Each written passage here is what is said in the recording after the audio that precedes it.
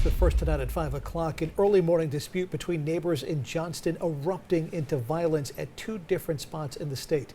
Good evening and thanks for joining us tonight. I'm John DeLuca. And I'm Tiffany Murphy. Officials tell us 3 people are dead, including the suspect. The other is injured. We have team coverage tonight for this multi-city crime. Daniel Coates is live in Cranston, where it all came to an end. But first, let's start in Johnston, where it all started. That's where we find ABC 6 News anchor Alyssa Azara.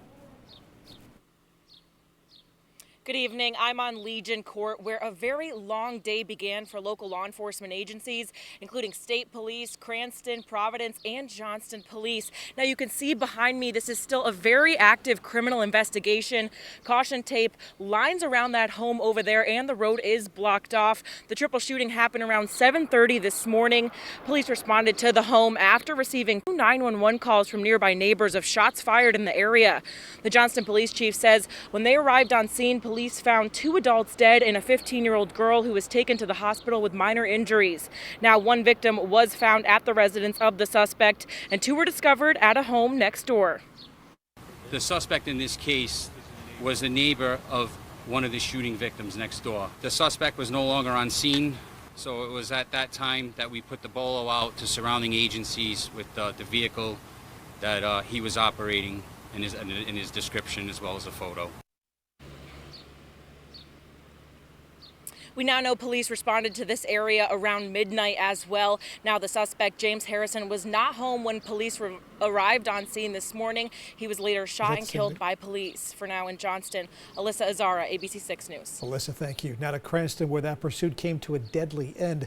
The suspect shot and killed by police. ABC 6 News reporter Daniel Coates picks up the story from there. Daniel, what do you have? And guys, where we are just off of Plainfield Pike here in Cranston is about 6 miles or so from the scene of that triple shooting that happened in Johnston this morning. Again, that suspect leading a multi-city pursuit that ended just here. You can see that we still have plenty of emergency crews on scene. Not as many as we had earlier on this morning, but investigations continue, and they're focused on this black car that you can see just to your right. It has its hazards on, and in the windshield looks like there are bullet holes. That is where police say the pursuit across multiple different cities ended this morning.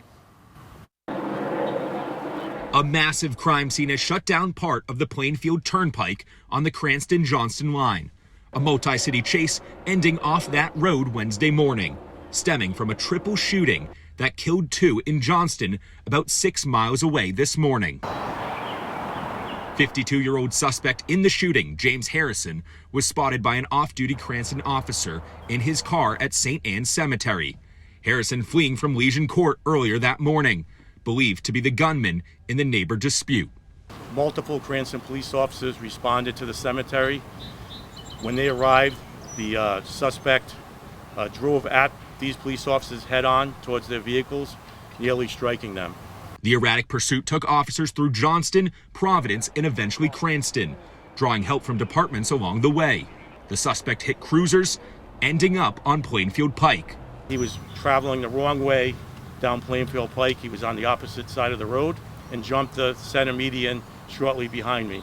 At some point, he lost control of his vehicle and he struck a rock where his car became disabled. Police shut down the road and established a perimeter under the 295 overpass, ordering the suspect to surrender. The suspect eventually did exit the vehicle, brandishing a firearm, a handgun, which he pointed at the officers. The officers fired, killing the suspect.